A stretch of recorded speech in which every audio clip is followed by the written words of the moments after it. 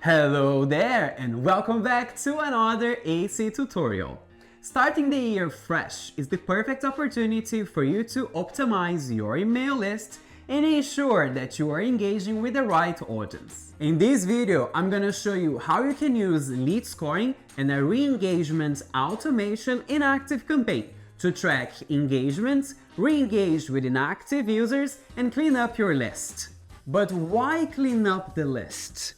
Keeping your list clean helps you with deliverability, it reduces costs, and helps you to focus on leads who truly care about the content that you are sending to them.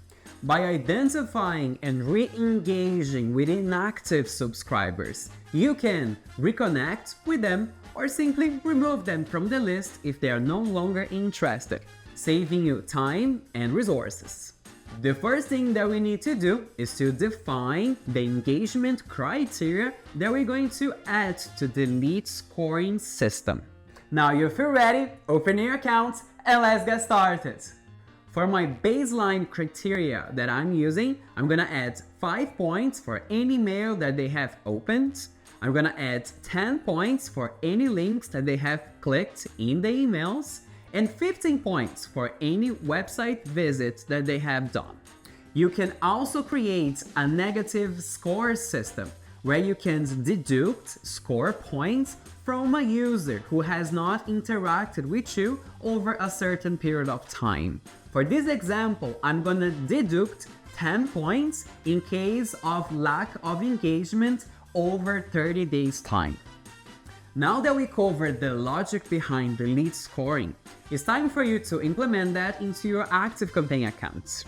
To do that, you can go into your Contacts tab, click on it, and then you're gonna look for Scoring.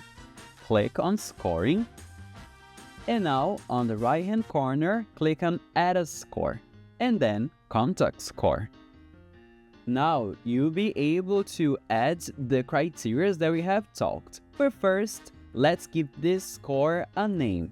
Re-engagement cleanup.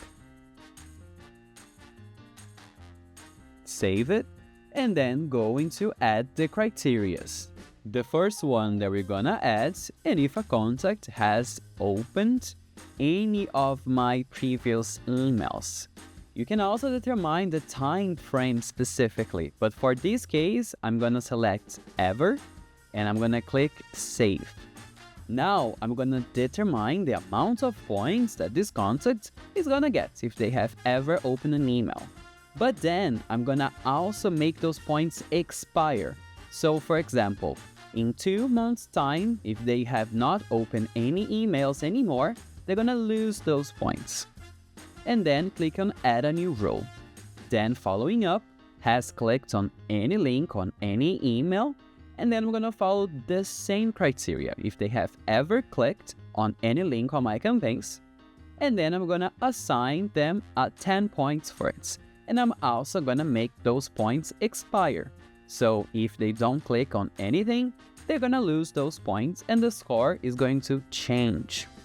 My final criteria for this engagement is going to be has visit the websites. So in this case, if they have visited any page on my website, I'm gonna assign them 15 points. I'm gonna assign it here, and then I can also determine the expiration date of these points. So follow the same criteria. 2 months time, if no visits, they lose the points. Now I'm gonna add the negative scoring. So if they lack any engagement over a shorter period of time, I can adjust that score. So if they do not open any email, or if they do not click on any link in my emails over 30 days time, if they lack one or the other, I'm going to deduct 10 points from their score system. So select remove, the amount of points, and confirm. And this is my lead scoring strategy. Make sure to activate, and remember, make sure to add the conditions according to your business needs. Now that we have successfully implemented our lead scoring strategy to track engagements, you can use the advanced search filter and look for those contacts who have a certain amount of points versus those contacts who have less points or no points at all. To do that, you can go into the Contacts tab, click on it, and then go into Search Contacts. Click on Search Contacts and click on Advanced Search. Now, we're gonna look for the score system that we have created and then define the amount of points that we're looking for. For example, less than 15 points. Those are the contacts who have done the bare minimum. For example, clicked a link or engaged with an email. And search. Then it's going to populate all my contacts who have less than 15 points on my database. This is a good start for you to define what you want to do with them. And by doing that, you can click into Edit All and define what you want to do. Add them to an automation, for example, for a re-engagement series, and so on. Now that we have implemented a system to effectively differentiate the engaged users from the inactive users, it's up to you what you want to do next. In this video, I'm going to show you how you can create a re-engagement series to give your subscribers another opportunity to remain in your list. For that, you're going to go on the left-hand side, click into Automations, go on the top right-hand corner, click into Create an Automation, and start from scratch. For the automation trigger, we're going to use Score Changes. Then you're going to select the scoring system that we have created from the list, Engagement. Then the next step is going to be selecting the amount of points that the user should have for them to enter the automation. For the example that I've given you previously, I'm adding a total amount of 30 points if my subscribers have done the bare minimum.